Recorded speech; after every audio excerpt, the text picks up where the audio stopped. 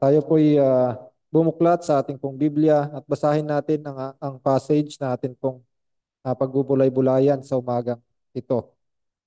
Buksan po natin ang aklat ng Luke at basahin po natin ang chapter 1 verses 26 hanggang verse 33. Ngunit ang focus po lamang natin ay ang verse 31 hanggang sa verse 33. Ito po ang sinasabi. Now in the 6th month, the angel Gabriel was sent by God to a city of Galilee named Nazareth, to a virgin betrothed to a man whose name was Joseph, and of the house of David. The virgin's name was Mary. And having come in, the angel said to her, Rejoice, highly favored one. The Lord is with you. Blessed are you among women. But when she saw him, she was troubled at his saying, and considered what manner of greeting this was. Then the angel said to her, Do not be afraid, Mary, for you have found favor with God. And behold, you will conceive in your womb and bring forth a son, and shall call his name Jesus. He will be great and will be called the Son of the Highest. And the Lord God will give him the throne of his father David, and he will reign over the house of Jacob forever, and of his kingdom there will be no end. So hindi po kaila sa ating mga panahong ito that the Christmas celebration or Christmas season had already come, and uh, three days na lang at ipagdiriwang na natin ang Kapaskuhan. At dito sa pagdiriwang na ito or sa story or sa pagkakapahayag ng story about Christmas, maraming mga characters that were involved in this Christmas story. At nariyan sa ating binasa, ating nakita yung messenger na kung saan nagpahayag ang anghel ng Panginoon na si Angel Gabriel. At nandyan din si Mary na kung saan siya yung tumanggap ng kapahayagan ng anghel ng ating Panginoong Diyos.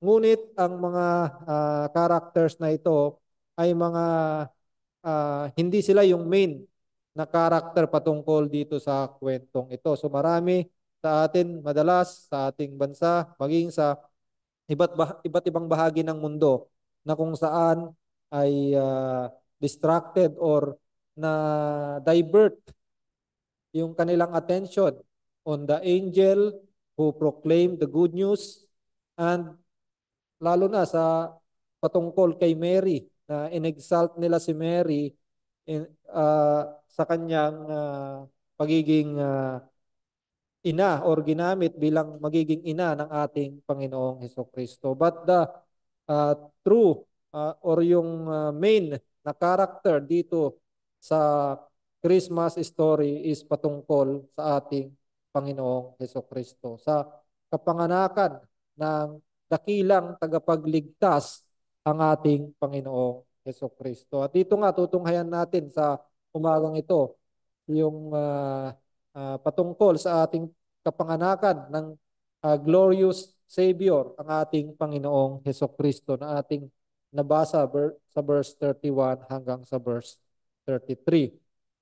Yung record of God sending His Son into the world is the most marvelous, yung miraculous and impactful account in all literature and history.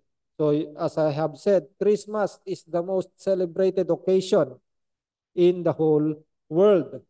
The most significant event that ever happened was when God came into the world. Ito yung kwento or yung story patungkol sa Christmas.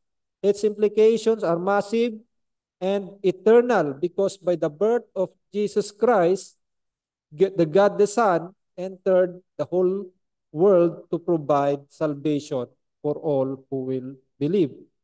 So apart from Him, apart from our Lord Jesus Christ, there would be no salvation and all would be damned to eternal hell.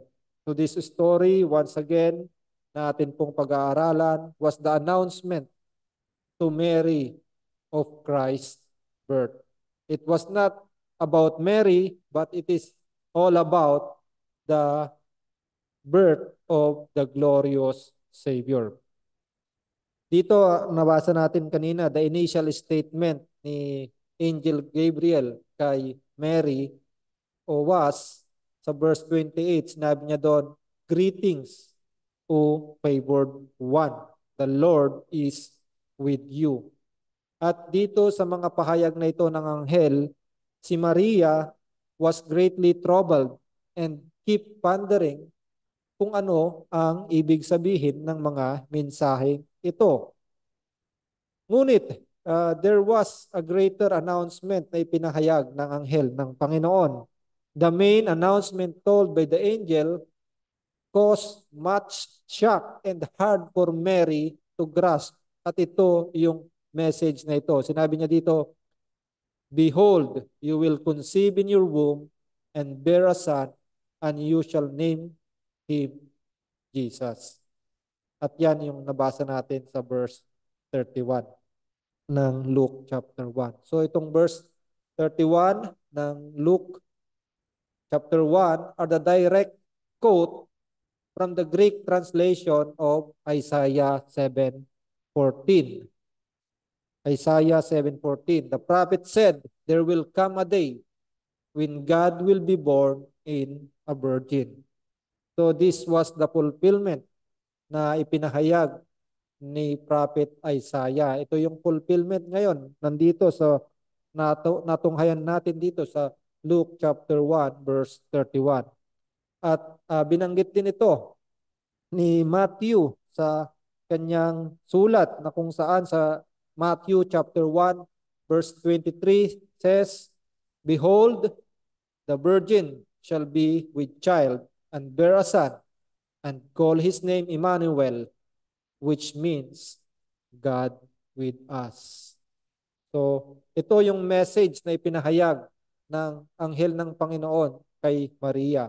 She will conceive by the instrumentality of the Holy Spirit and produce a seed in her, and later he will bear a son. And this son that will be born shall be named Jesus. Ito yung main event or main character nitong story na ito. Yung kapanganakan ng great Savior, ng glorious Savior ng sangkatauhan, ang ating Panginoong Hesukristo. So the name Jesus or Yeshua sa Hebrew, which means or it means Jesus, Jehovah saves. It means Jehovah saves. The name contains a promise of salvation. Kaya sinabing Jehovah saves, the name contains a promise of salvation. So, itong temang ito is dominant. It is a dominant theme everywhere in the Bible that God is a Savior. God is a saving God. It is the expression of His very essence. Sa Matthew 1 verse 21, how He was described as the saving God. Matthew 1 verse 21, sinasabi dito, "And she will bring forth a son, and you shall call him name Jesus, for he will save his people from their sins." So, it is a dominant theme na ang kapanganakan o ang pagdating ng ating Panginoong Hesukristo is yung pagliligtas niya sa kanyang mga taong mga makasalanan. And even in Luke chapter 2 verse 11, sinabi dito, "For there is born to you this day in the city of David a Savior, who is Christ the Lord." And Luke chapter 19 verse 10, "For the Son of Man has come to seek and to save that which was lost." So ito yung sinasabi patungkol sa pagdating or kapanganakan ng ating Panginoong Jesucristo that He came to save His people. He came to save the lost. At ito yung dakilang ah, bahagi ng pag-aaral natin sa umagang ito. Yung patungkol sa kapanganakan ng ating glorious Savior, ang ating Panginoong Jesucristo, bilang paggunita sa ating celebration sa Christmas season. Ngunit ang ating patungkol dito sa glorious Savior na ating Panginoong Jesucristo, anong sinabi sa Kanya or anong description sa Kanya ng anghel? What was said or what was described patungkol sa glorious Savior na ito, ang ating Panginoong Jesucristo? Ito yung pagkukuhanan natin ng ating mga points sa ating pag-aaral sa umagang ito. So, we have 4 points sa ating pag-aaral sa umagang ito. Una, kung ano yung patungkol sa ating Savior na ipapanganak, kung ano ang pagkakadescribe sa kanya ng angel ng Panginoon. Una is His greatness. Sinabi doon, and behold, you will conceive in your womb and bear His son, and you shall call His name Jesus, sa verse 31. And then sa verse 32, He will be great. So, unang punto natin, His greatness. Pangalawang punto, He is the Son of the Most High. Pagpapatuloy pa doon sa verse 32, and will be called the Son of the Most High. And pangatlo naman, His throne is of His father David. And pang-apat, He has an ending kingdom. So bago tayo magpatuloy sa ating pagbubulay-bulay sa salita ng Panginoon, tayo muna ay humiling sa Kanya ng tulong upang ganap nating maunawaan ang Kanyang mga salita. Salamat po Diyos muli na kami po dinako mo po sa lugar na ito sa pag-aaral ng iyong salita. Panginoong Diyos, tumalapit kami sa iyo, nagpapakumbaba, humihingi ng tulong sa iyo na maunawaan namin ang iyong salita sa umagang ito, yung pagpapahayag patungkol sa celebration ng kapanganakan ng amin pong Panginoong Jesucristo, the glorious Savior na dumating dito sa mundo. Nawa Panginoon, pagkalooban mo po kami ng karunungan upang ganap naming maunawaan ang iyong mga salita. Alam namin na marahil sa ibabaw na bahagi lamang namin maunawaan ito, yung greatness, yung kabutihan o kadakilaan mo, Panginoon. But nawa, O Diyos, maging kapakipakinabang pa rin sa amin ang lahat ng ito. Salamat po, Diyos. In Jesus' name we pray. Amen. Unang punto natin, His greatness. So, sinabi doon sa verse 32, He will be great. So the angel says, He will be great. We've heard many people sa ating mundo who were attributed greatness to them because of the remarkable contribution na dinulot nila sa ating humanity. Nandyan yung iba't ibang mga great leaders sa iba't ibang bansa sa ating history. Hindi na natin babanggitin. Marahil meron kayong mga naiisip sa inyong mga isipan sa mga kasalukuyan kung sino yung mga great leaders na namuno sa iba't ibang bahagi ng bansa. Maging yung mga scientists na they made a great contribution sa ating mga pamumuhay sa kasalukuyan at even the inventor. So yan, yung mga taong yon ay attributed of greatness dahil sa kanilang iba't ibang remarkable contributions sa ating mundo, sa ating mga bansa. But nothing in compare to the greatness of Jesus Christ. So ito yung napakahirap na bahagi because marahil yung greatness ng ating Panginoong Jesucristo hindi natin talaga magagrasp ng kabuuan. Marahil kaya gagaya ng aking panalangin ay on the surface, scratch of the surface lamang yung ating nauunawaan sa greatness patungkol sa ni-reveal ng Panginoon sa atin. But greater greatness ang meron sa ating Panginoong Jesucristo. Even John the Baptist was also described as great. Sa Matthew 11, verse 9 to 11, yung patungkol sa pagdidescribe kay John the Baptist, sinabi dito, "But what did you go out to see? A prophet? Yes, I say to you, and more than a prophet. For this is he of whom it is written, Behold, I send my messenger before your face, who will prepare your way before you. Assuredly, I say to you, among those born of women, there has not risen one greater than John the Baptist. But who is least in the kingdom of heaven is greater than he." At sa Luke chapter 1, verse 15, i-describe din yung patungkol sa kanyang greatness. Luke 1:15, "And he said to them, Go into all," sorry, Luke 1:15, "For he will be great in the sight of the Lord," patungkol kay John the Baptist, no? "And shall drink neither wine nor strong drink. He will also be filled with the Holy Spirit even from his mother's womb."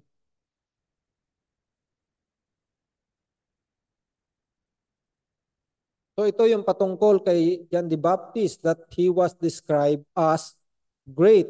But itong greatness ni John the Baptist is nothing in compare. It did not intend to be equal with Christ. He was described as a great prophet, but it is not intended to be equal with Christ. His greatness, si John, is something God grants to him. Yung greatness niya ay pinagkaloob ng ating Panginoong Diyos. But compared to the greatness of our Lord Jesus Christ, our glorious Savior, the greatness that He has is not something granted to Him. It was, yung greatness ng ating Panginoong Jesucristo is not granted to Him, but possessed by Him. Tinataglay na talaga ito ng ating Panginoong Jesucristo, hindi ito ipinagkaloob sa Kanya from the very, tinataglay niya ito from the very beginning. So greatness in His person, makikita natin to describe this great King or great and glorious Savior is makikita natin ito sa Kanyang person. It speaks in His extraordinary life. Sa Isaiah chapter 9 verse 6, i-describe doon ang greatness ng ating Panginoong Hesukristo.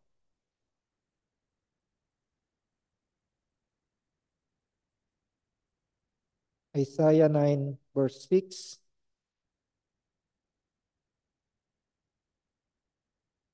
Sinasabi dito, "For unto us a child is born, unto us a son is given, and the government will be upon his shoulder.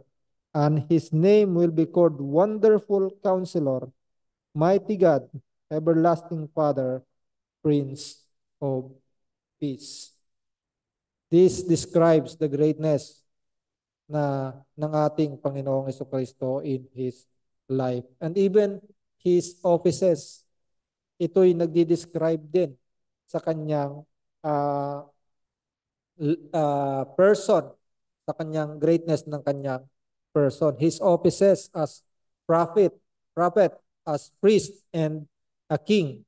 Bilang propeta, dakilang propeta, he is mighty in his work and deed and in his doctrine. Sa Luke 24 verse 19.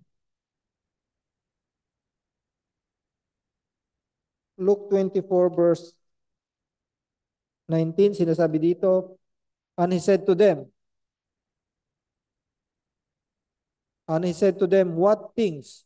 So they said to him, "The things concerning Jesus of Nazareth, who was a prophet, mighty in deed and word before God and all the people." Ito yung ah, mga disipulo niya, no, on the road to Emmaus, kung paano nila dinescribe ang ating Panginoong Hesukristo. And even in the book of Acts chapter 2 verse 22, his description is, sinabi dito, yung sinabi ni Peter sa kanyang sermon, "Men of Israel, hear these words. Jesus of Nazareth, a man attested by God to you by miracles, wonders, and signs, which God did through him in your midst, as you and yourselves also know." So, sa buhay ng ating Panginoong Jesucristo, He demonstrated this greatness at nasaksihan ito ng mga maraming tao na inulit lamang ni Apostle Peter dito sa kanyang sermon sa book of Acts. So as great prophet, he is mighty in work, mighty in deed, and mighty in his doctrine. And even in his uh,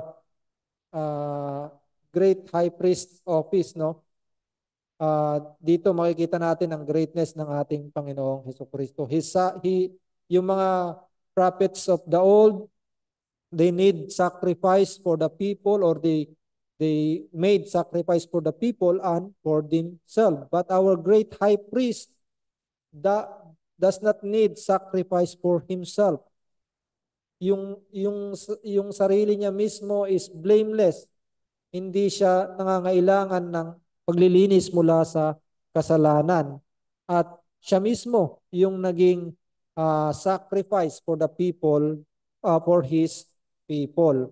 At great din ang intercession na ginagawa ng ating great high priest. Kaya hindi matatawaran ang ating Panginoon sa kanyang pagiging great high priest. And even in his office as a king, or kingly office, as King of Kings and the Lord of Lords, hindi matatawaran, hindi maiko-compare, incomparable sa kahit sinong mga dakilang mga naglingkod o mga leaders saan mang dako ng mundo. Great is great is the Lord in his offices as prophet, priest, and king. And even in his office as a mediator. Sa First Timothy chapter 2, verse 5 and 6. First Timothy 2, 5 and 6.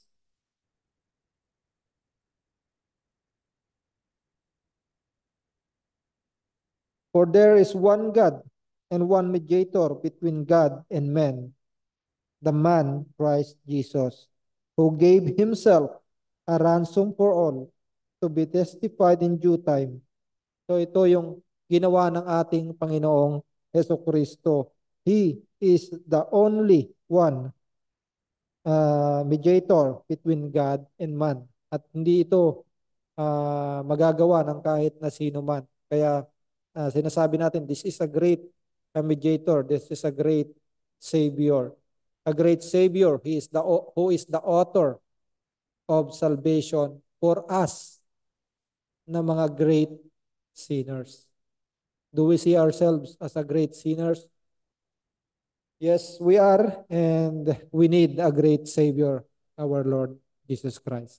Great in His works, great in His miracles, and the display of His deity. Ganyan yung description ng greatness of this glorious Savior. And even in His life, great in His sa kanyang pamumuhay, because He is a sinless man. Siya lamang ang nabuhay dito sa mundong ito who is sinless. So, yung mga iba sineselebrate yung this December, no, ng mga nakaraan na holiday pa sa ating bansa, no, yung patungkol kay Maria, no, that he is immaculate, kumbaga hindi nagkasala, but there's no warrant in the scripture patungkol kay Mary, patungkol doon. It is only our Lord Jesus Christ who is said here sa scripture na walang anumang bahid ng kasalanan sa Kanya. He is great in His being sinlessness, yung pagiging sinless ng ating Panginoong Jesucristo. First Peter chapter 2, verse 22. Sinabi dito, 2:22, who committed no sin, nor was deceit found in His mouth. Ganyan ang ating Panginoong Kristo. This greatness na tinataglay niya, this greatness is what God requires to be a Savior. This greatness is what God requires to be blameless in His sight.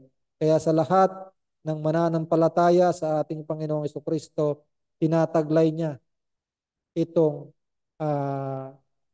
propitiatory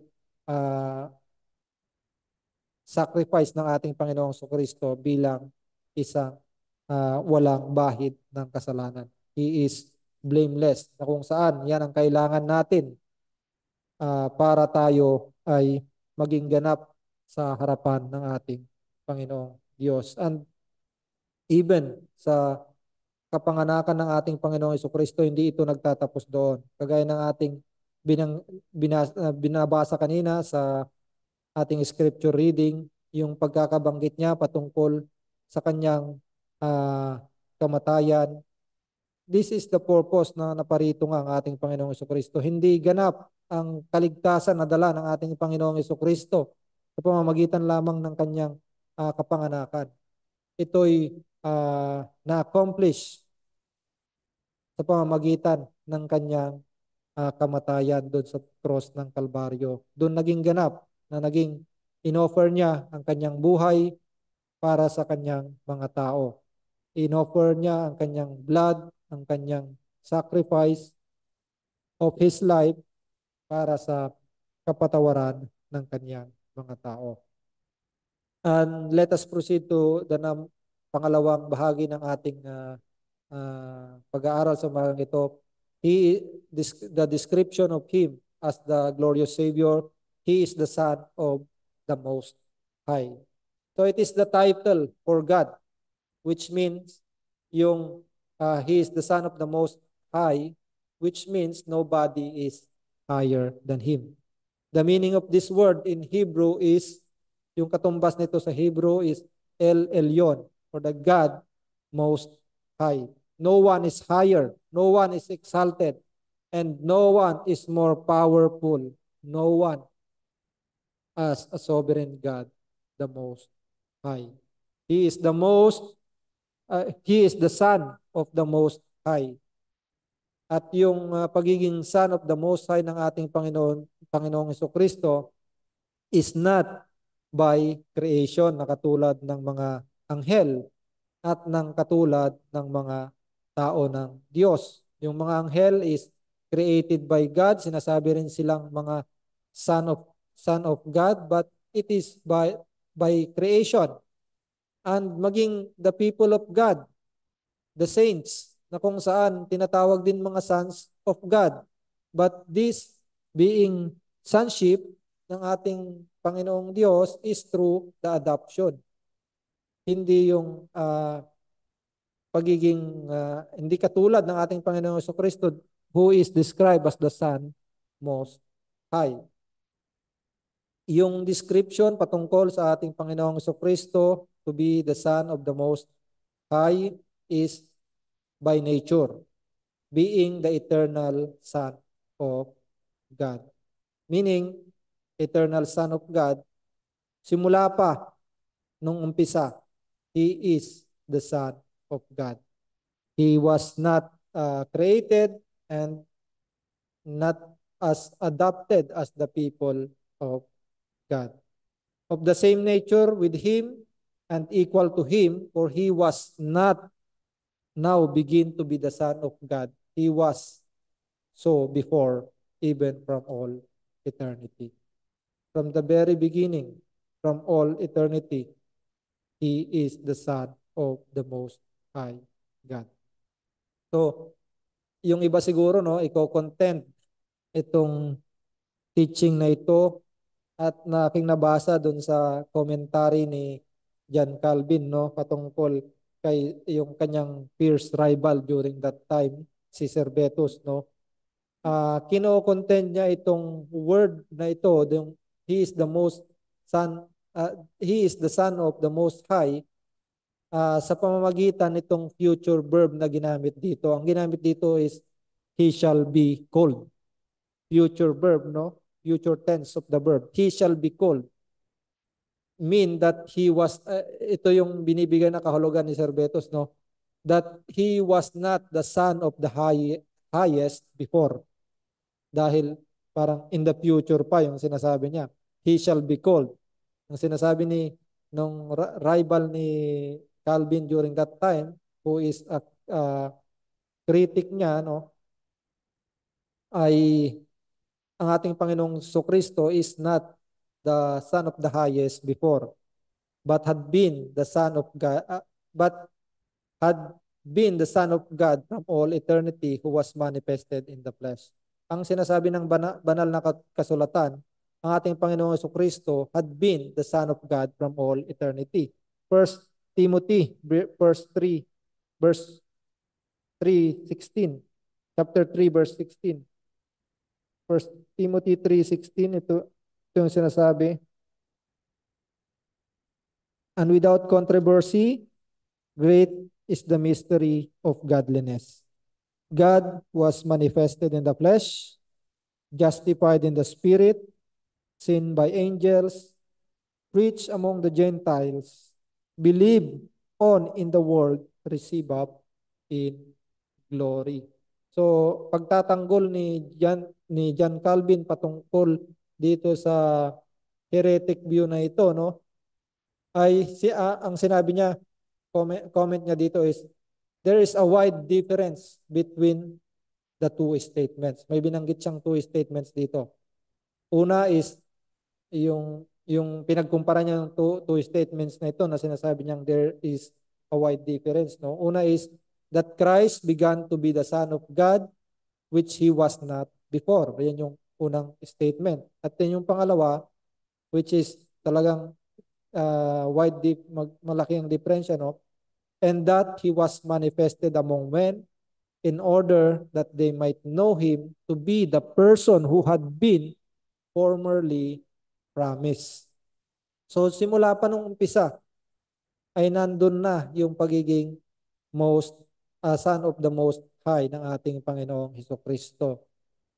Christ has not begun his Son of God dito sa bahaging ito, but from all eternity past. Jesus as the Son of the Most High indicates that he has the same essence as the Most High. He is one in essence with the Most High God. Hebrews 1:3.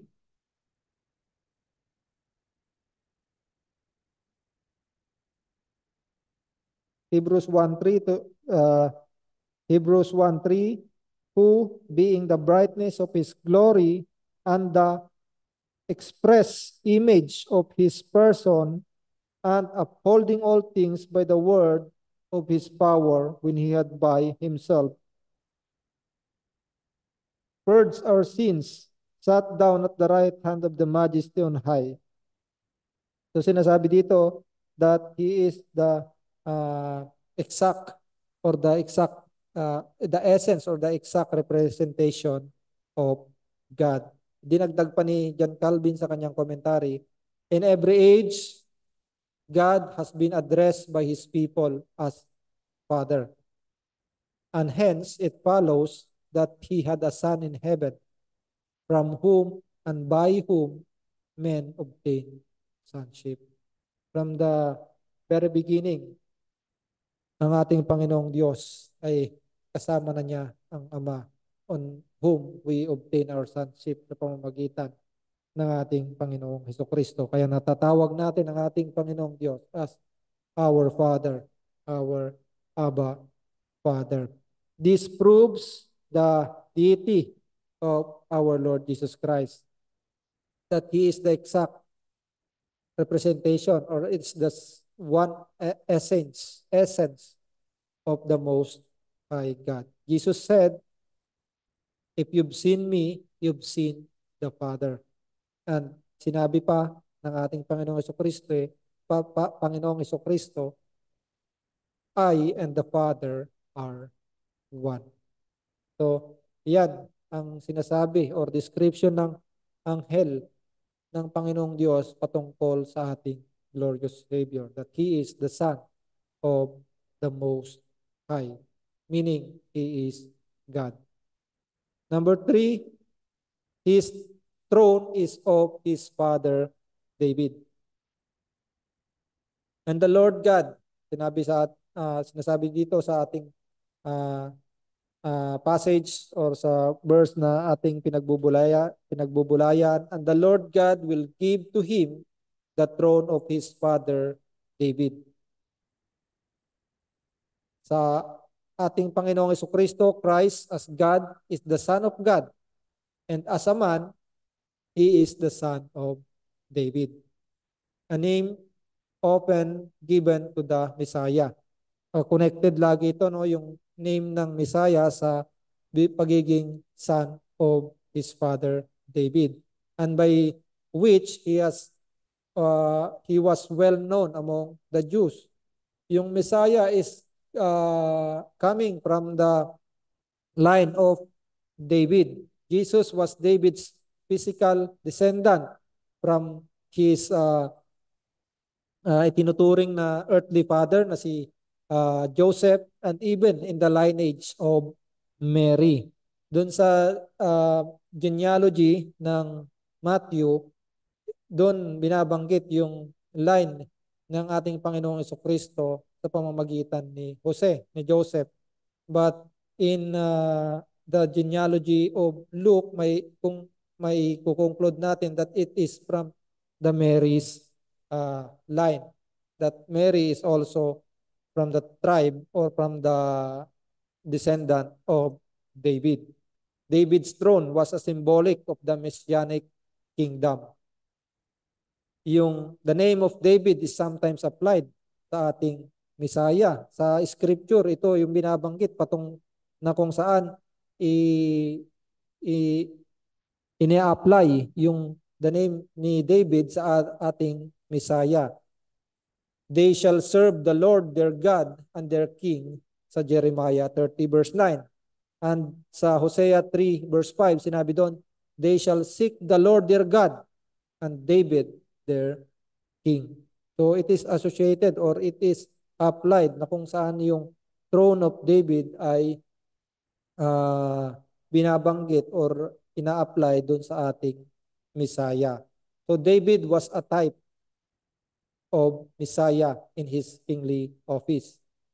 Hence, the Messiah is called David their king. Sa Hosea verse 3 verse 5 nga natin binanggit. So his throne was typical of the Messiah's throne and kingdom, which is not of this world. Yung kingdom ng ating Panginoon is not only of this world, but in His church and is set up in the heart of His people. Ang ating Panginoong Jesucristo as King, He reigns by His Spirit and grace sa kanyang mga tao. And this is the throne of kingdom na sinasabi na ibinigay sa ating Panginoong Jesucristo. Yung spiritual kingdom, but not only limited to the spiritual kingdom, no? Yung the declaration ng angel dito here is that the person of Christ is the fulfillment of prophecy of the prophet Amos, na kung saan ang ating Panginoong Jesucristo, in that day will I rise up. Sabi niya dun sa Amos verse 9, 11, in that day will I raise up the tabernacle of David that is fallen. So yung patungkol dito sa spiritual kingdom ng ating Panginoong Jesucristo, makikita natin yan on the next point na ating pagbubulayan. At nalalaman natin na hindi lamang ang spiritual sense naghahari ang ating Panginoong Hesukristo. Maging sa ating kalagitnaan wherein makikita natin yung mga kaguluhan, yung mga evil na nangyayari sa ating paligid at marahil na nasasabi natin sa ating sarili na is the rule or the kingdom of God ay naghahari sa ating kalagitnaan at maaring yung iba siguro ay doubting sa kanilang mga sarili na hindi sovereign ang paghahari ng ating Panginoong Hesukristo sa kasalukuyan. But no, ah, ang pag ah, ang paghahari ng ating Panginoong Diyos ay hindi lamang sa kanyang mga sa kanyang iglesia, hindi lang sa kanyang mga tao, but even to this world, physical world. At tayo dumako sa ating ikaapat at huling bahagi ng ating pagbubulay, yung description sa kanya ng angel, description to the glorious Savior. Yung kingdom niya is unending. He has an unending kingdom. Doon sa verse 33, sinabi doon, and he will reign over the house of Jacob forever, and of his kingdom there will be no end. And he will reign over the house of Jacob forever, and of his kingdom there will be no end. So salvation was promised through the house of Jacob to the Jews dahil ang covenant was made through their father Abraham. At ito'y sa pamamagitan ng Misaya, ang ating Panginoong Hesukristo. But this kingdom, as I have said earlier, is not limited to the Jews only because Christ's kingdom extend to the utmost ends of the earth. Ang mga hintil ay inadmit ng ating Panginoong, admitted in the family of Jacob or in the family of God through adoption. Na dati mga strangers but were adopted into the family of Jacob, into the family of God. Christ's throne was erected among the people of Israel, but Gentiles who were joined by faith to the children of Abraham are accounted as the true Israel of God. It is not limited only to the Jews. Yes, the covenant was made through their father Abraham, but the true Israel of God are those joined by God by faith through our Lord Jesus Christ. The Jews rebelled and separated themselves from God. Alam natin yan that most of them, many of them, despise the Lord Jesus Christ as Messiah. And even many people today, kahit hindi mga Hudyo, kahit mga Hintil, dinedespise nila or binabaliwala nila or hindi nila ina-attribute sa ating Panginoong Jesucristo yung pagiging Messiah. Ganyan ang pagkakasala, matinding pagkakasala ng mga tao sa ating kapanahunan, sa kasalukuyan. But as what Paul said, the Lord will preserve some remnants whom He will gather. Sa Roma, sa mga pag-aaral natin sa Romans, no, sa pakikinig natin sa pangangaral ng ating pastor sa Romans, ilang beses niyang binanggit doon that the Lord will preserve His remnants from the people of Israel. They are not all the true people of God, but He preserved some remnants whom He will gather from them. At yung tao ng Panginoong Diyos, hindi lamang doon, kundi pati rin sa kanyang church where is scattered through the whole world. It is the spiritual house of Jacob. It is the spiritual kingdom of God on the house of Jacob. There are the people who truly submits or these are the people, yung mga taong ito, yung totoong mga nagsasubmit sa kingship or sa rule ng ating King, ang ating Panginoong Hesukristo. God will forever protect and defend His kingdom. Kaya sinabi natin dito that He has the unending kingdom because God, the sovereign God, the most powerful God, will forever protect and defend the kingdom of Christ and the church upang ang kanyang mga tao ay may preserve, will not perish until the end of this world. This is the spiritual rule ng ating Panginoong Jesucristo, but it is not all it is also true in the literal sense na yung paghahari ng ating Panginoong Jesucristo, an ending kingdom or an ending rule ng ating Panginoong Diyos ay hindi lamang in the spiritual sense but also in the literal sense that Christ rule over all the earth. He is ruling now, and even nakikita nga natin yung mga kasamaan sa ating paligid. Christ is still ruling in this earth in a literal sense. Darating ang time that the full consummation of Christ ruling it will come in His return, na kung saan He will establish His kingdom and will destroy all those who do not submit to His rule. So nawa sa ating pagkakaalam sa mga katotohanan ito patungkol sa ating glorious Savior bilang application sa atin bilang mga mananampalataya, the celebration is coming of Christmas, wherein we celebrate the birth of our glorious Savior, our Lord Jesus Christ. Nawa tayo bilang mga mananampalataya, let us not be distracted by the busyness of this celebration, but let us focus on the true sense of this celebration.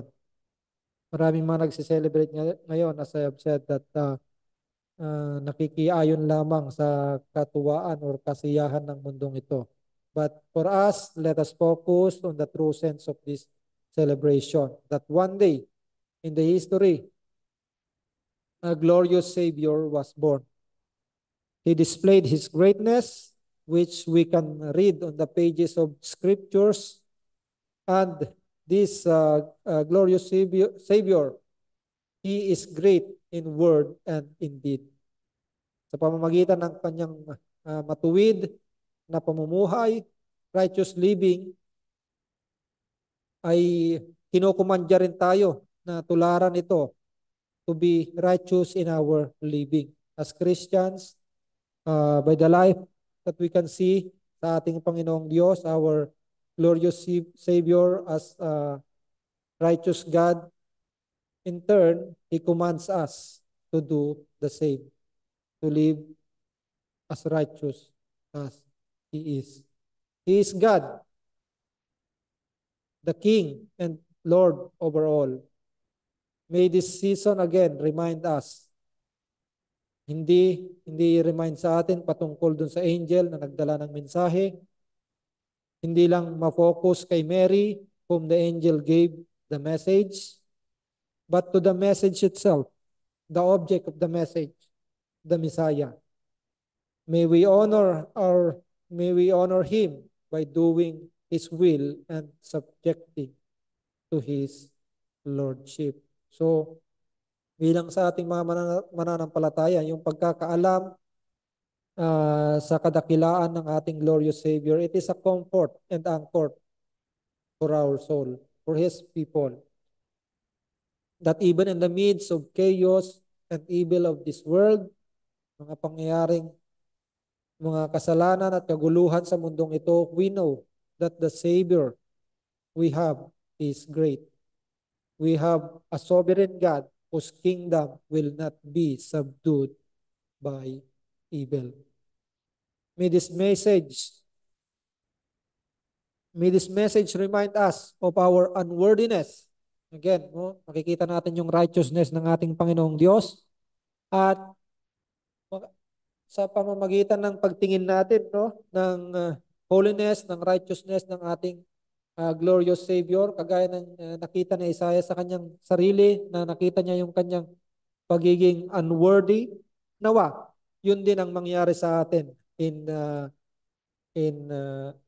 sa pagbubulay natin sa mga mensaheng ito. May this message remind us of our unworthiness and cause us to draw nearer to our Lord Jesus who possess all the worthiness, the holiness. Sa Kanya lamang tayo makakatagpo ng ganap na kabanalan.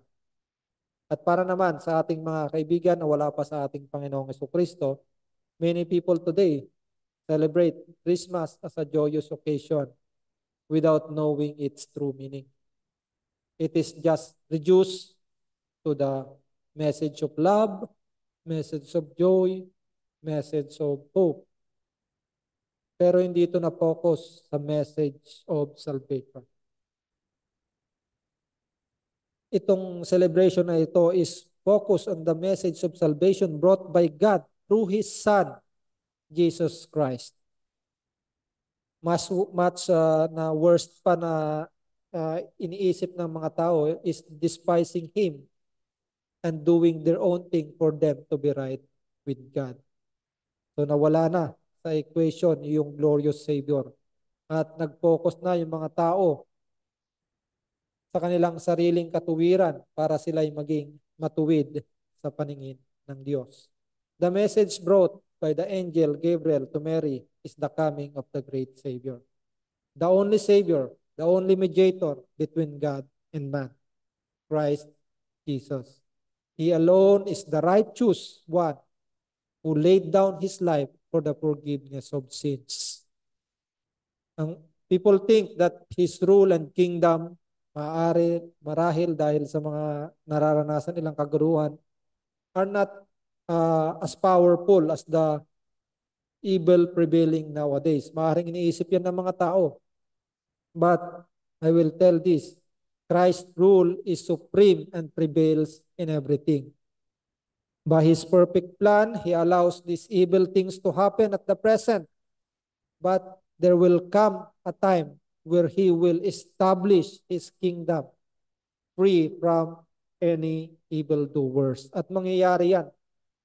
Siguradong mangyayari yan sa pagbabalik ng ating Panginoong Hesukristo. Kaya kaibigan na dinidespise ang kapangyarihan at ang katuwiran ng ating Panginoong Hesukristo, ikaw ay isang makasalanan like me who rebel against God. And dahil sa pagkakasalang ito, we incur wrath and just punishment sa ating Panginoong Diyos. But the good news na ipinahayag ng anghel na pagdating ng glorious Savior is this. But by the graciousness of God, He sent His Son, born, and His Son to die in the cross for our salvation. Na kung saan ito yung main na celebration of this season. The birth of the Savior who is to die for the sins of His people. You need to repent of your sins, kaibigan, and put your faith in Him habang may panahon pa. That by applying His sacrifice on your life, the righteousness of Him, and His blameless life, ikaw ay magiging matuwid sa harapan ng Diyos. So nawa kaibigan, habang hindi pa dumarating yung full consummation ng kingdom rule ng ating Panginoong Jesucristo, nawa lumapit ka na sa Kanya, magsisi sa iyong mga kasalanan habang nariyan pa ang grasya ng ating Panginoong Diyos na tinatawag Kanya sa pagsisisi at pananampalataya sa Kanya. So nawa, mangyari ito sa iyong buhay, gawin mo ito habang may panahon pa. Tayo manalangin. Panginoong Diyos, salamat pong muli sa iyong mga salita na amin pong napag-aralan sa umagang ito. Forgive us, O Lord, na kung hindi namin masyadong mag-grasp yung greatness truly with our finite minds, hindi namin ganap na mag-grasp yung ayong greatness. But Lord, help us by your illuminating power upang maintindihan namin, maiparating sa amin kung ano yung mensahe mo sa amin, O Diyos, na iyo pong nais naming makamtan. Nawa, O Diyos, maging maliwanag ito sa amin pong buhay na sa pagdiriwang namin ng celebration of Christmas ay makita namin ang totoong mensahe nito, that a glorious Savior was born to save His people, to die on the cross and to save His people. Salamat po sa makapangyarihang gawa mo sa amin pong buhay. Hindi po namin may liligtas ang amin pong sarili sa pamamagitan ng amin pong sariling katuwiran, but by the glorious Savior na iyo pong pinagkaloob ang amin pong Panginoong Jesucristo. Siya lamang po. Siya lamang po at wala nang iba pang ah, makakapagligtas sa amin sa wrath na paparating. Salamat po Diyos sa mga mensaheng ito. Nawa po o Diyos, tumimo po ito sa amin sa lahat ng nakarinig. Salamat po Diyos. In Jesus' name we pray. Amen.